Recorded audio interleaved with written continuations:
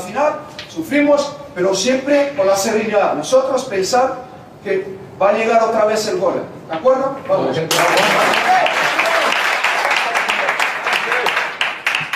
Vamos, gente, vamos, vamos. Nous sommes à la mi-temps de la finale de la Champions League de football 2017 entre le Real de Madrid et la Juventus de Turin. Zidane va prendre la parole devant son équipe. Il a 2 minutes et pas plus pour mobiliser ses troupes. L'histoire dira qu'en deuxième mi-temps, le Real Madrid fera la différence et s'imposera 4-1. Comment réussir à mobiliser ses troupes en moins de 2 minutes? Zidane, un modèle du genre. Quand j'ai regardé cette vidéo, je n'ai pas pu m'empêcher de me mettre à la place de Zidane. Qu'est-ce qu'il a pu penser et ressentir à ce moment précis quand il est rentré dans le vestiaire et il sait que tout peut se jouer et tout basculer?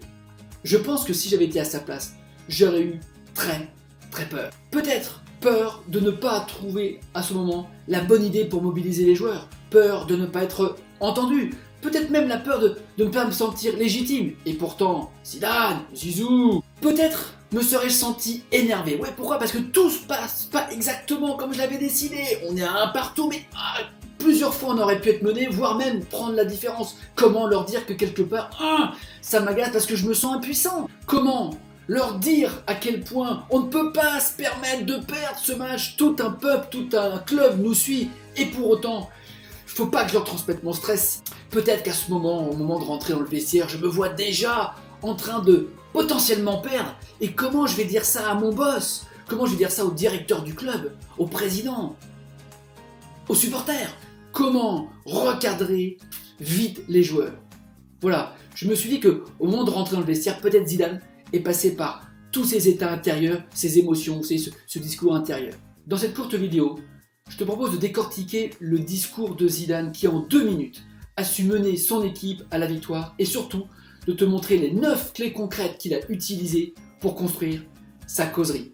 Et ces 9 clés concrètes lui ont permis d'augmenter l'impact de son discours, d'être très précis et très efficace en très peu de temps, de donner à son équipe l'envie d'y croire, de développer chez eux un mental de gagnant, lui d'apporter sa valeur ajoutée d'entraîneur au bon moment, enfin de leur transmettre à chacun toute la confiance qu'il avait en eux.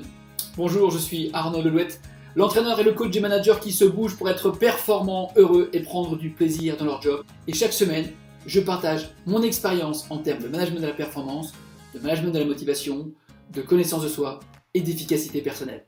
Alors clique en bas à droite sur le logo pour t'abonner à la chaîne YouTube, ainsi tu ne rateras rien de mes conseils.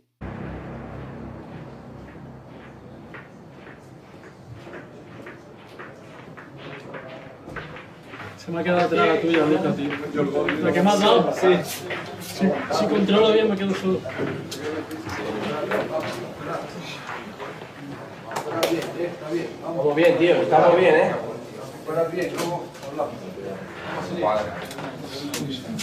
Dans les 30 premières secondes de l'entrée des joueurs dans les vestiaires, vous noterez l'ambiance très calme. Zidane dit peu de choses, mais les premiers mots qu'il prononce sont importants parce qu'il va donner la tonalité. Il est plutôt dans récupérer et après nous parlerons.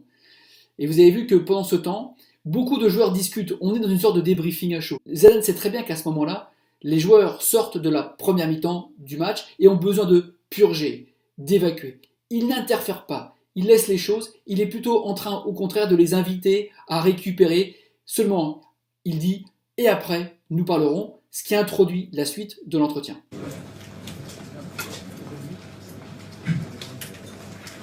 Cuando tenemos, nos encerramos ahí, aparece.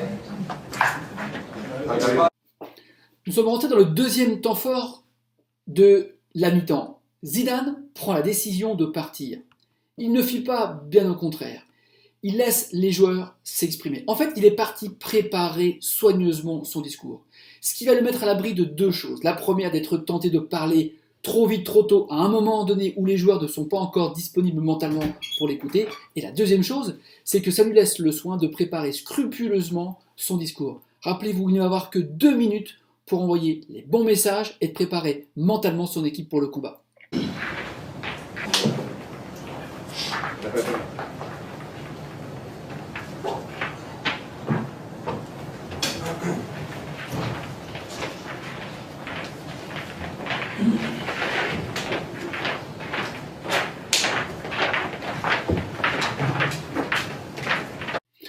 Ce que j'ai trouvé très frappant quand j'ai regardé cette vidéo, c'est ce moment où Zidane rentre dans le vestiaire, les joueurs s'arrêtent de parler, très rapidement les gens vont s'asseoir, comme si, ça y est, c'était le moment de la causerie du coach.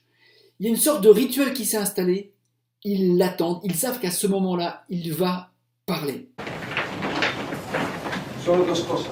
Es una final. Sabemos que es un partido difícil también para ellos, ¿vale?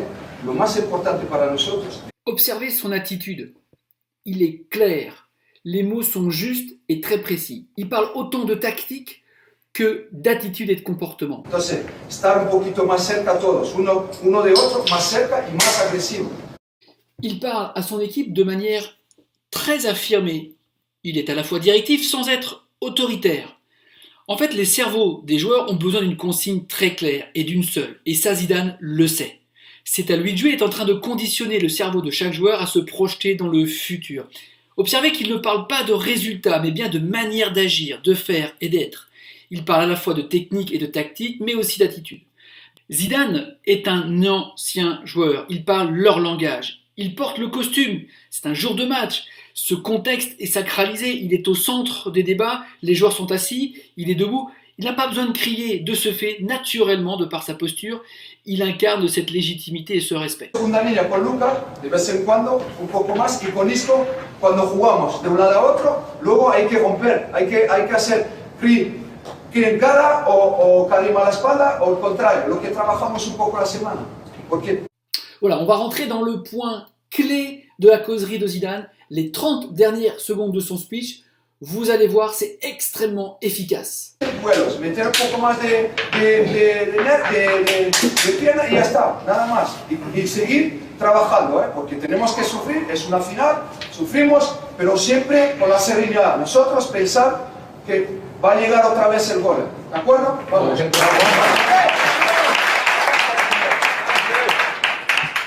Vamos gente, vamos, vamos. Dans ces dernières 30 secondes, Zidane utilise 3 clés. La première, c'est qu'il les projette dans un futur positif. Restons calmes et nous finirons par marquer un but.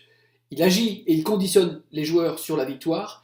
Il ne parle pas de négatif. Restez calmes, donc il donne un comment et il projette sur « et nous marquerons le but ». Deuxième clé qu'utilise Zidane, c'est qu'il leur tient aussi un discours de vérité, un discours réaliste. C'est une finale. Nous allons souffrir. Et là, il témoigne de son ancienne vie de joueur. Et c'est pour ça qu'il apporte de la crédibilité, qu'il est reconnu par les joueurs. On n'est pas dans de la méthode incantatoire. On est dans bien, je vous promets le rêve, mais pour obtenir ce rêve, on va en chier. Et ouais, troisième chose, il finit par le d'accord sous forme de point d'interrogation, qui est la recherche d'adhésion. Et là, toute l'équipe se lève, applaudit, c'est-à-dire qu'il est allé capter le fait que l'équipe était bien mobilisée et adhérait à son discours.